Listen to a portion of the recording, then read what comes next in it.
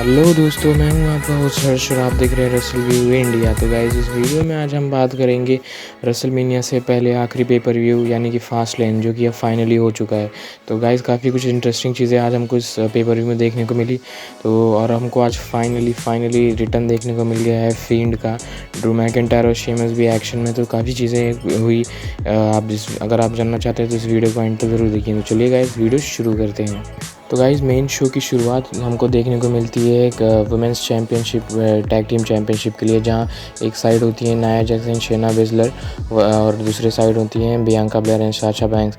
अब जब ये मैच स्टार्ट हुआ तो मैं ये सोच रहा था ये मैच डब्ल्यूडब्ल्यूई ने ओपनिंग में क्यों रखा, बट ठीक ठाक सा ये मैच था अगर देखा जाए तो।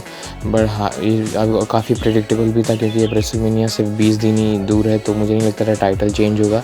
और बाद इस मैच में भी ये होता है जहां हम देखते हैं कि एंड में तो साशा बैंक से अपना लगाती है बैंक स्टेटमेंट शेना बेजलर के ऊपर। नाया जैक्स का बियांका ब्लेयर को उनके ऊपर फेंक देती हैं। इस तरीके से उनका सबमिशन टूट जाता है और जिसी का फ़ायदा उठाकर शेना बेजलर ने साशा बैंक्स को पिन कर दिया है। भाई उसके बाद गाइस, हमको इन दोनों के बीच एक कन्फ्रंटेशन देखने को मिलता है जहाँ बियांका ब्लेयर स्लैप कर देती हैं साशा बैंक्स को। भाई कुछ इस तरीके से आज की फास्ट लेन की शुरुआत हुई थी, कह सकते हैं। काफ़ी फैंस डिसअपॉइंट नहीं होंगे क्योंकि वो देखना चाहते थे कि इन दोनों के बीच में कोई डब्ल्यूडब्ल्यूई बिल्ड करे इन दोनों का मैच रेसलमेनिया में जो होने वाला है। गाइस, बात करते हैं अपने अगले मैच की, जो कि था एक इंटरकॉन्टिनेंटल चैंपियनशिप के लिए बिगी वर्सेस अपोलो क्रूज। अब जब से बिगी चैंपियन बने तब से वो हम देख रहे थे कि वह अपोलो क्रूज के साथ ही वो टाइटल डिफेंड कर रहे थे।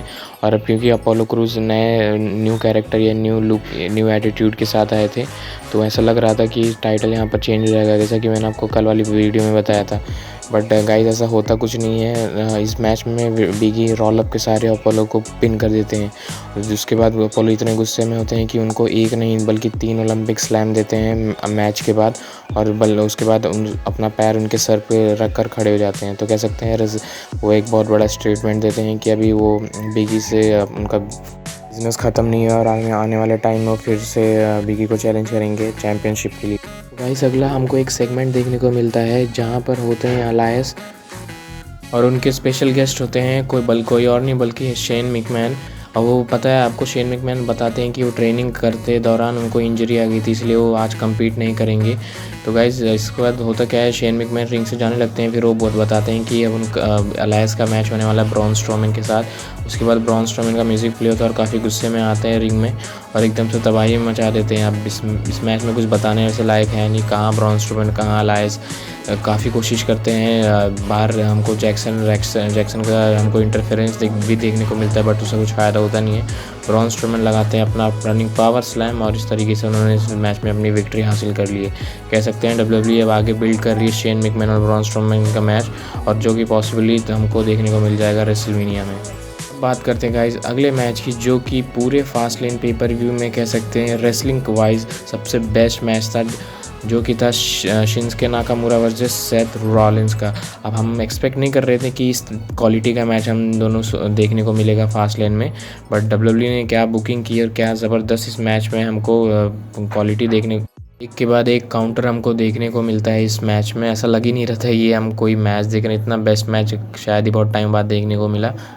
ये मैच काफ़ी लंबा खिंच गया और हमको शायद और प्रेडिक्टेबल भी था कि इसमें हमको पता था ऑलरेडी इस मैच में कौन जीतेगा।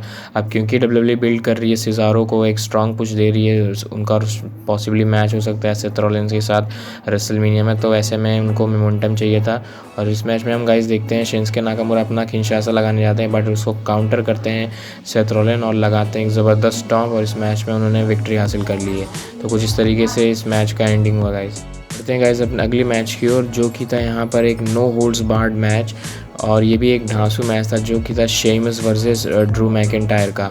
अब हमने रॉ में भी देखा कितने ज़बरदस्त इन दोनों के मैचेस रह चुके हैं और क्या ज़बरदस्त पेस रहती है इस मैच की। तो कुछ इस तरीके से आज भी हमको यही देखने को मिला गाइज। हमको कितने सारे वेपन्स का यूज़ देखने को मिलता है यहाँ पर, चेयर, लैडर्स, कैंडो स्टिक, तो इन दोनों ऐसे यूज़ करते हैं जैसे कि नॉर्मल वो कोई मूव्स हो, वो कैंडो स्टिक इधर उधर। हमको बाहर भी काफ़ी एक्शन देखने को मिलता है और एक स्पॉट हमको ये भी देखने को मिलता है, शेमस अपना वाइट नॉइज़ लगाते हैं टेबल के ऊपर, और हमको एक बार लगा था कि शायद इस मैच में ड्रू मैकिंटायर को हार जाएंगे, बट होता क्या है गाइस, वो जो टेबल टूटा रहता है ड्रू मैकिंटायर उसको रिंग में लाते हैं और शेमस उसी से मारने जाते हैं, बट ड्रू मैकिंटायर ने उसको उसी टूटे table pay feature shock DDT दिया और उसके बाद लगाते हैं एक ज़बरदस्त क्लेम और इस मैच में उन्होंने विक्ट्री हासिल कर ली। कह सकते हैं काफ़ी लंबा ये भी मैच चला, कम से कम आधे घंटे, और इस विक्ट्री को शेमस को नहीं बल्कि ड्रू मैकिंटायर को ज़्यादा ज़रूरत थी, क्योंकि वो बॉबी लैशली को फेस करेंगे। वैसे में उनको एक मोमेंटम ज़रूर चाहिए ताकि वो बॉबी लैशली के साथ मैच कर पाए रेसलमेनिया में। बढ़ते हैं गाइस अगले मैच की ओर, और जो कि जिस चीज़ के लिए मैं सबसे ज़्यादा एक्साइटेड था, जो कि होने वाला था रेंडी ऑर्टन वर्सेस अलेक्सा ब्लिस। अब मैं क्यों एक्साइटेड था ये आप रीज़न जानते ही हैं। तो गाइस जैसे ही रेंडी ऑर्टन का म्यूज़िक प्ले होता है और रिंग में आते हैं, तुरंत रिंग पे जैसे ही चढ़ते हैं अपना पोज करने के लिए, तुरंत उनके मुंह से वो ब्लैक लिक्विड निकलने लगता है। हालांकि रेंडी ऑर्टन काफ़ी कोशिश करते हैं, फिर अपने आप को शांत करते हैं, फिर अलेक्सा ब्लिस का थीम म्यूज़िक प्ले होता है, फिर वो आती हैं। उसके बाद गाइस जब ये मैच स्टार्ट होता है और फाइनली मैच स्टार्ट, हालांकि मैं एक्सपेक्ट नहीं कर रहा था, बट मैच स्टार्ट होता है। उसके बाद काफ़ी चढ़ाती हैं उनको अलेक्सा ब्लिस रेंडी ऑर्टन को, काफ़ी परेशान करती हैं, रिंग इधर से उधर भागती है रिंग के बाहर। उसके बाद जब रिंग में गाइस आती हैं और वो रिंग पोस्ट पर जाकर बैठ जाती हैं, तो रेंडी ऑर्टन जैसे उनके पास जाते हैं तो गाइस फाइनली हमको वो चीज़ देखने को मिला जो जिस चीज़ का हम काफ़ी टाइम से इंतज़ार कर रहे थे। तो गाइस रिंग के नीचे से एक फट जाती है और एक हाथ निकलता है जो कि रेंडी ऑर्टन का पैर पकड़ लेता है और खींचता है। जैसे ही रेंडी ऑर्टन पीछे मुड़ के देखते हैं तो उनके पैरों तले ज़मीन खिसक जाती है, इतने ज़्यादा शॉक रह जाते हैं गाइस। तो फाइनली फील्ड आते हैं रिंग में और एकदम वही जला हुआ चेहरा, सब कुछ, पूरी बॉडी उनकी जली हुई रहती है। ऐसा लग रहा था कि क्या वो बंदा सीधा डायरेक्ट जल के ही जिंदा ही हो गया। फिर रेंडी ऑर्टन काफ़ी शॉक रह जाते हैं देखकर। पीछे से अलेक्सा ब्लिस उनको आगे ढकेल देती हैं और उसी का फ़ायदा उठाते हैं फेंट और लगाते हैं एक ज़बरदस्त सिस्टर एबिगेल, और इस तरीके से उन्होंने रेंडी ऑर्टन को इस मैच में पिन कर दिया और अलेक्सा ब्लिस ने इस मैच में अपनी विक्ट्री हासिल कर ली। कह सकते हैं ज़बरदस्त इस तरीके से डब्ल्यूडब्ल्यूई प्लान कर रही थी। हालांकि काफ़ी टाइम लग गया इस चीज़ को देखने में हमको, बट काफ़ी मज़ा आया। बढ़ते हैं गाइस उस चीज़ के लिए जो कि था शो का मेन इवेंट, यूनिवर्सल चैंपियनशिप के लिए Roman rain versus Daniel Bryan. और यहाँ पर रिंग साइड पे थे पॉल हेमन और स्पेशल गेस्ट काउंसलर एज। तो गाइस जब ये मैच स्टार्ट होता है, मैच स्टार्ट होने से पहले ही डेनियल ब्रायन कोशिश करते हैं कि रोमन रेन को यस लॉक लगा दें और उनको सबमिट करवा दे। स्टार्टिंग में ये देखने को मिलते हैं, बट काफ़ी बार रोमन रेन उस चीज़ को काउंटर करते हैं, वो भी काफ़ी भाई मैं आपको सच बता रहा हूँ, ये मैच आप ज़रूर देखिएगा। इस मैच में हमको वो वाली फीलिंग आ रही थी, वो वाले डेनियल ब्रायन के जो कि 2014 में हमको देखने को मिलते थे। क्या डोमिनेट किया है। यूजुअली हम रोमन रेन के मैच में ये इतना डोमिनेंस किसी अदर सुपरस्टार का नहीं देखने को मिलते, बट आज जिस तरीके से उन्होंने पिटाई की है रोमन रेन की, तो कह सकते हैं काबिल तारीफ़ है। और गाइस बात करें इस मैच की, तो गाइस एक पॉइंट ऐसा आता है कि डेनियल ब्रायन अपने रनिंग नी की तैयारी करते हैं, तो वो लगाने जैसे जाते हैं रोमन रेन को, तो वो डक कर जाते हैं और रनिंग लग जाता है रेफरी को, जो कि बाहर हो जाता है।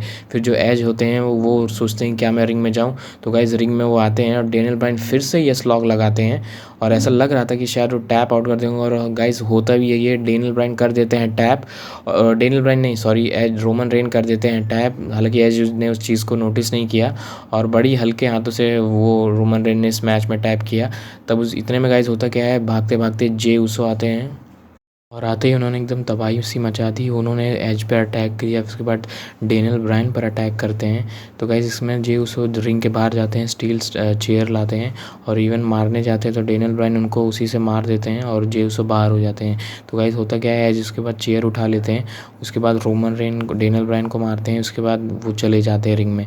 इतने में गाइस होता क्या है कि एक नया रेफरी आता है और डेनियल ब्रायन क्योंकि बेहोश रहते हैं, तो डेनियल ब्रायन अपना रोमन रेन अपना डेनियल ब्रायन के ऊपर हाथ रखते हैं और रेफरी 1 2 3, और इस तरीके से इस मैच में उन्होंने स्टिल अपना टाइटल रिटेन कर लिया है। तो कह सकते हैं इस मैच का, इस पॉइंट का, इस सेगमेंट का काफ़ी बड़ा असर पड़ेगा आने वाले रेसलमेनिया में मैच जो कि होगा एज और रोमन रेन के बीच में। शायद हमको एक ट्रिपल थ्रेट मैच ही देखने को मिल जाए।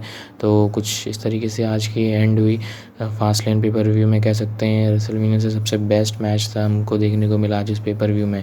तो गाइस वीडियो यहीं तक थी। अगर आपको इस वीडियो में पसंद आया तो चैनल को सब्सक्राइब करें ताकि रेसलिंग से रिलेटेड आपको ऐसी हमारी वीडियो पे चैनल पे वीडियोस मिलती रहें।